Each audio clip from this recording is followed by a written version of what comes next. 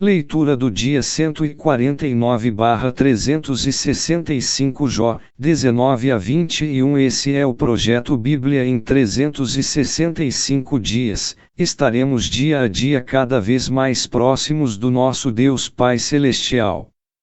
Referência à leitura do dia 29 de maio de 2023 do Plano Anual. Jó 19. É fácil apontar os erros ou pecados dos outros. Os amigos de Jó acusaram-no de pecar, para fazê-lo sentir-se culpado, não para encorajá-lo ou corrigi-lo. Se sentimos que precisamos admoestar uma pessoa, devemos certificar-nos de que estamos confrontando esta pessoa porque a amamos, e não porque somos irritantes e inconvenientes, ou porque procuramos culpá-la.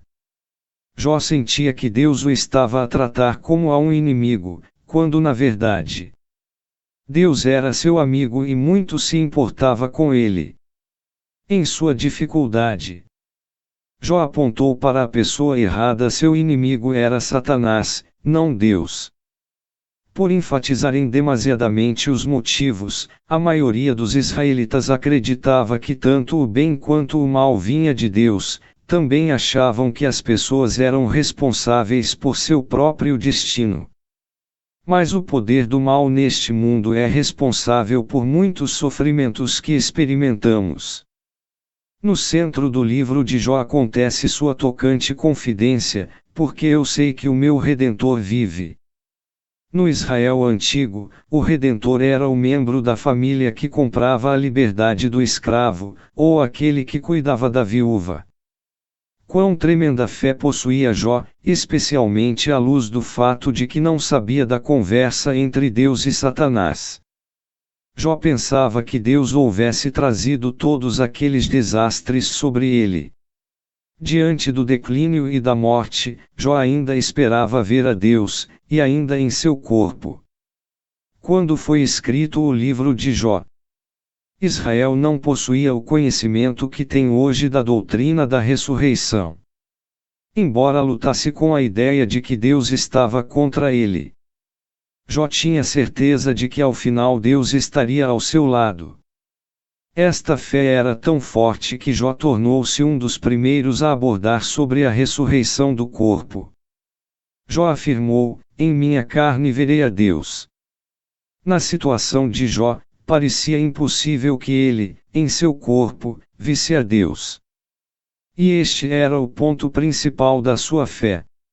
Ele estava confiante de que a justiça divina triunfaria, mesmo que para isto fosse necessário um milagre como a ressurreição. Jó 20.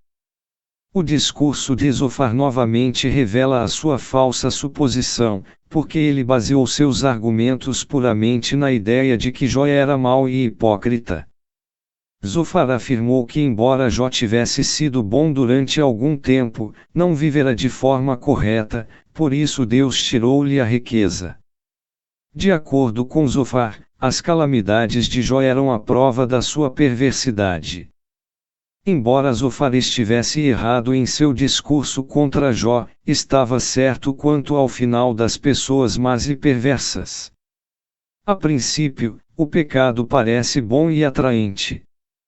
Mentiras, roubos, ou opressões aos outros podem ocasionar um ganho temporário àqueles que praticam tais pecados. Alguns vivem um bom tempo com ganhos mal adquiridos. Mas ao final, a justiça de Deus prevalecerá. O que Zofar não compreendeu é que o julgamento destes pecados pode não acontecer durante a vida do pecador. A punição pode ser transferida para o dia do juízo final, quando os pecadores serão eternamente lançados para longe de Deus. Não devemos ficar impressionados com o sucesso e o poder dos perversos. O julgamento de Deus sobre eles é certo. Jó 21. Jó relutou a ideia de Zofar de que as pessoas más nunca experimentam riquezas e alegrias, afirmando que no mundo real o perverso é próspero. Deus faz segundo a sua vontade para com os indivíduos e as pessoas não podem usar suas circunstâncias para medir suas próprias virtudes ou as de Deus. Às vezes elas estão relacionadas, mas nem sempre. O sucesso dos amigos de Jó baseava-se na performance externa, no entanto, para Deus, o sucesso baseia-se no coração da pessoa. Embora confuso quanto aos motivos do seu sofrimento, Jó assegurou a compreensão superior de Deus ao perguntar: acaso alguém ensinará ciência a Deus? A forma como você reage às lutas pessoais demonstra a sua atitude para com Deus. Em vez de ficar furioso, continue a confiar nele, sem importar as circunstâncias. Embora algumas vezes seja difícil enxergarmos, Deus está no controle. Devemos submeter-nos a Ele para não sairmos da sua vontade. Se o perverso ficar a despeito de seu pecado, porque devemos ser bons. O perverso pode parecer escapar ao pecado, mas há um supremo juiz e um julgamento futuro. Apocalipse 20:11-15. A justiça final virá, não nesta vida, mas na próxima. O importante não é a prosperidade nem a pobreza, mas como a pessoa vê Deus em cada uma destas circunstâncias.